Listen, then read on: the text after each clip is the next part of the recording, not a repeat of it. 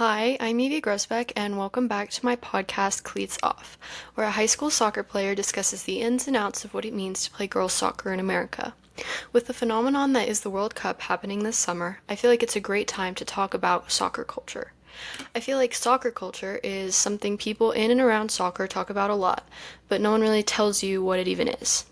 If you play, you just get it, but explaining it to someone who doesn't play can be difficult.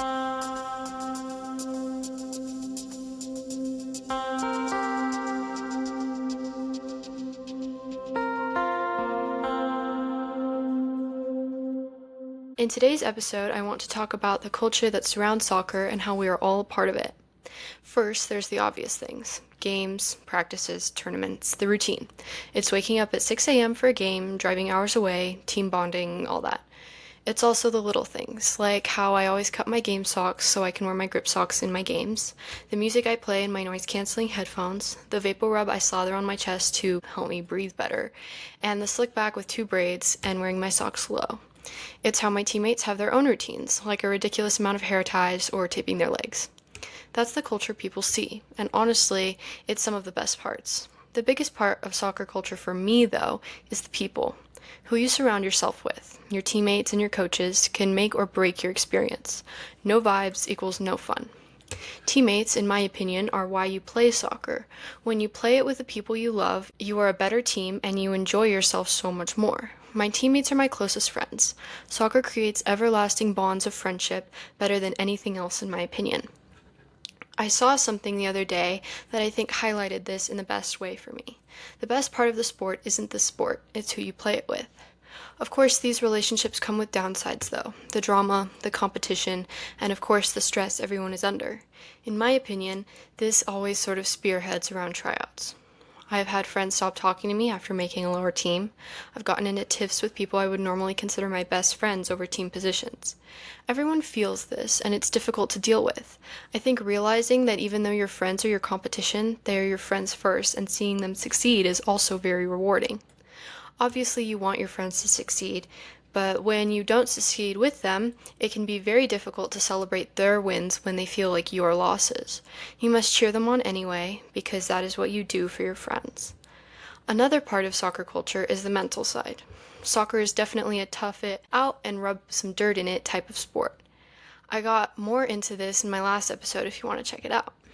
I think the most interesting thing about soccer culture is that it is a worldwide phenomenon. Yet it can be so different everywhere you go. Take the US, for example, club soccer. It's very structured. Practices, tournaments, recruiting, college.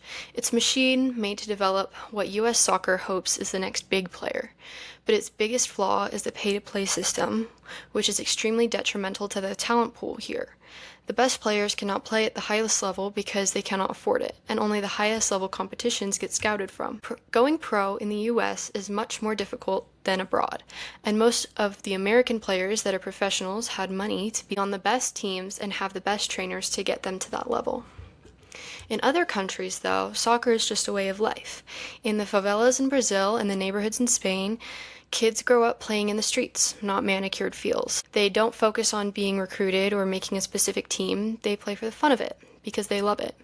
For some of them, it works out and completely changes their life, and that's the beauty of soccer. Then there's fan culture, which is a whole nother thing. Soccer teams become people's identities. I spend my weekends watching every Barcelona game I can. Their wins are just important to me as my wins are. I think being a soccer fan while also playing the sport helps me get outside my head because it is a much different experience than playing the game. Because here it feels individual, your performance, your spot, your future. But when you're watching it, it feels like a community, all rallying around a group of 11 people. All of this just shows how big soccer culture truly is. The fact that people who love the same thing can have arguments over whether the sport is called soccer or football. It's so individual, yet all-encompassing at the same time. You could go anywhere in the world, from your hometown to the other side of the world, step out onto the field, and feel a sense of belonging. So the culture isn't just the ball. It's different depending on who you are and who you play with, where you live, and what the game means to you. But it's also powerful enough to connect people everywhere. That's it for this episode. I'll see you next time.